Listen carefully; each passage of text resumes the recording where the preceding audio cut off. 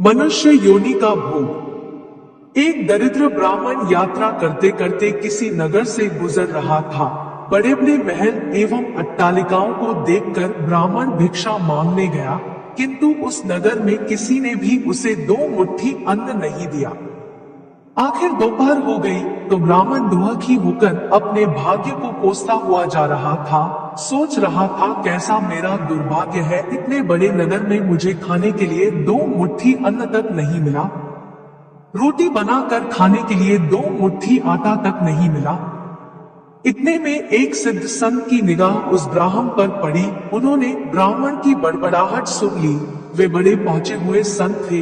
उन्होंने कहा, हे दरिद्र ब्राह्मण, तुम मनुष्य से भिक्षा मांगो, पशु क्या जाने भिक्षा देना। यह सुनकर ब्राह्मण दंग रह गया और कहने लगा, हे महात्मन, आप क्या कह रहे हैं?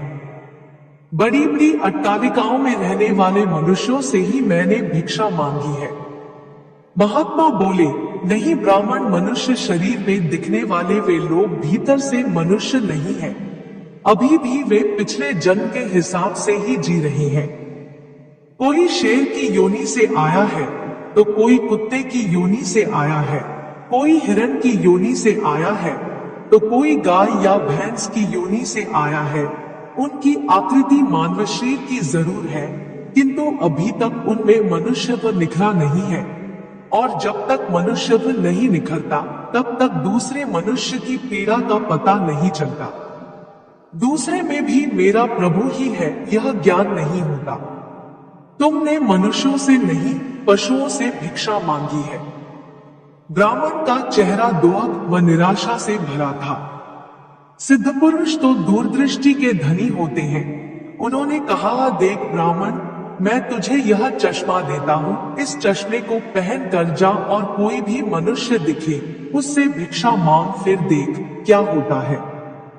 वह दरिद्र ब्राह्मण जहाँ पहले गया था वहीं पुनः गया और योग सिद्ध कला वाला चश्मा पहनकर गौर से देखा। ओहो, वाकई कोई कुत्ता है, कोई बिल्ली है तो कोई बघेरा है। आकृति तो मनुष्य की है लेकिन संस्कार पशुओं के हैं। मनुष्य होने पर भी मनुष्यत्व के संस्कार नहीं है।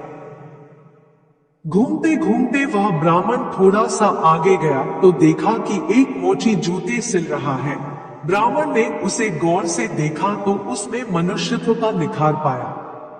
ब्राह्मण ने उसके पास जाकर कहा, भाई तेरा धंधा तो बहुत हल्का है और मैं हूँ ब्राह्मण, रीति रिवाज एवं कर्मकांड को बड़ी चुस्ती से पालता हूँ। मुझे बड़ी भूख लगी है, इसीलिए मैं तुझसे मांगता हूँ, क्योंकि मुझे तुझमें मनुष्यत्व दिखा है। उस मोची की आंखों से टप टप आंसू बरसने लगे। वह बोला, हे प्रभु, आप भूखे हैं। हे मेरे भगवान, आप भूखे हैं। इतनी देर आप कहाँ थे?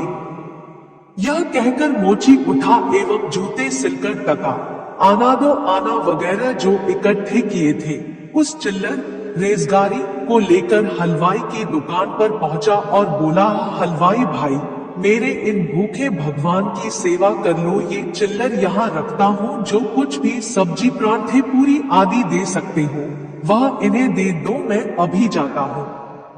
यह कहकर मोची भागा और घर जाकर अपने हाथ से बनाई हुई एक जोड़ी जूती ले आया एवं चौराहे पर उसे बेचने के लिए खड़ा हो गया।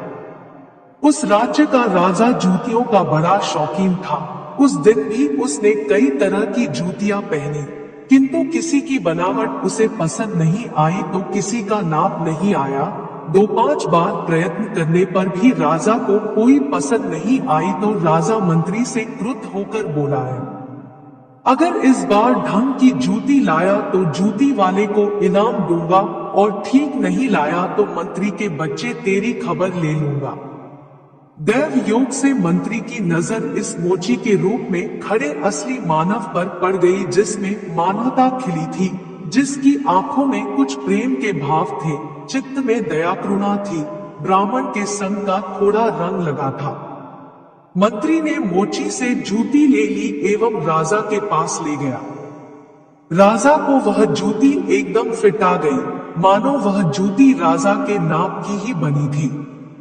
राजा ने कहा, ऐसी जूती तो मैंने पहली बार ही पहन रहा हूँ, किस मोची ने बनाई है यह जूती?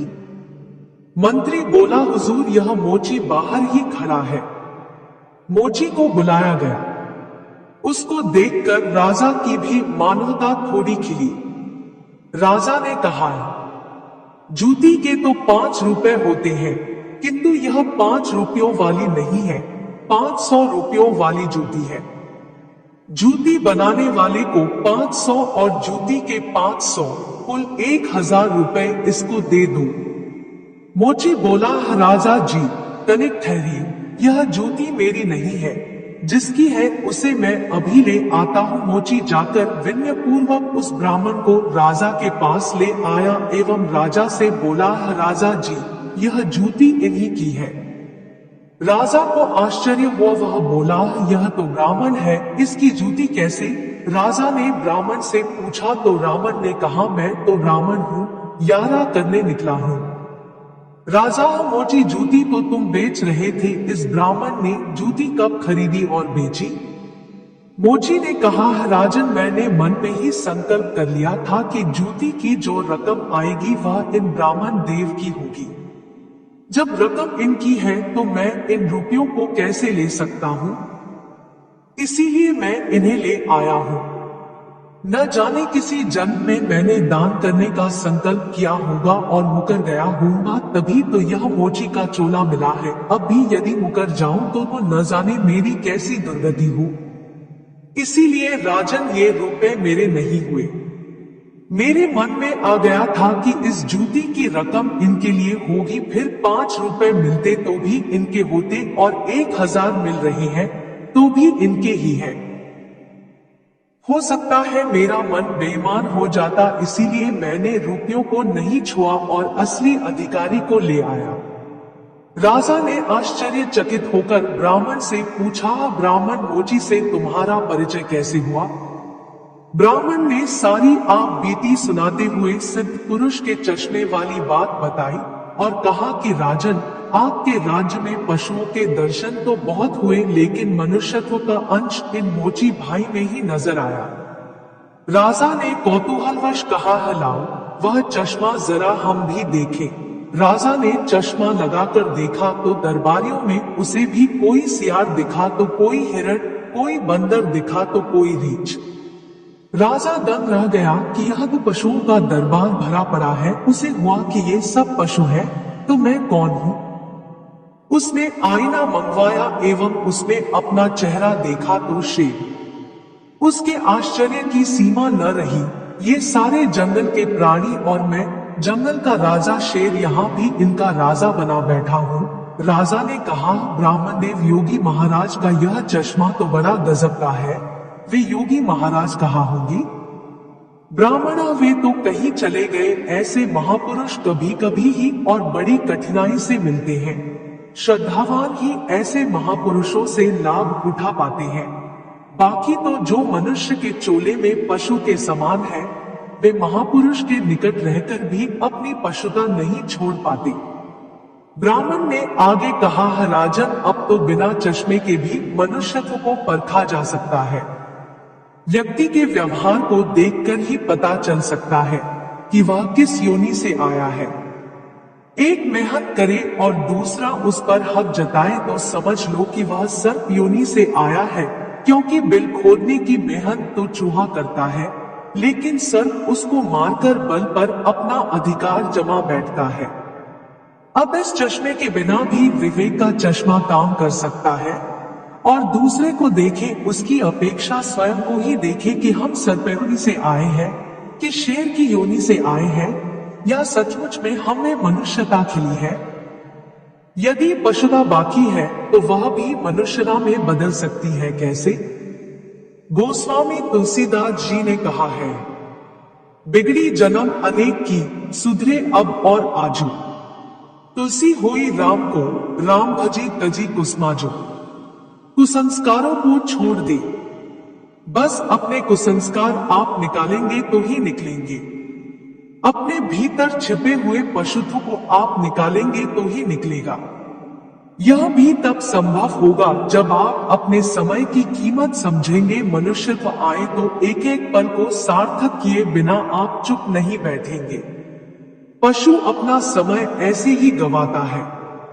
पशुत्व के संस्कार पड़े रहेंगे तो आपका समय बिगड़ेगा। अतः पशुत्व के संस्कारों को आप बाहर निकालिए एवं मनुष्यत्व के संस्कारों को उभारिए। फिर सिद्ध पुरुष का चश्मा नहीं वरन अपने विवेक का चश्मा ही कार्य करेगा और इस विवेक के चश्मे को पाने की युक्ति मिलती है हरि नाम संकीर्तन यानी सत्य का संग व सत्संग से। तो हे आत्मजनों, मानवता से जो पूर्ण हो वही मनुष्य कहलाता है। बिन मानवता के मानव भी पशुतुल्य रह जाता है। इसलिए आप जो भी कमा रहे उसमें से कम 2% दान करते रहे। जो सेवा आपको सही लगे उसमें। जय जय श्री राधे।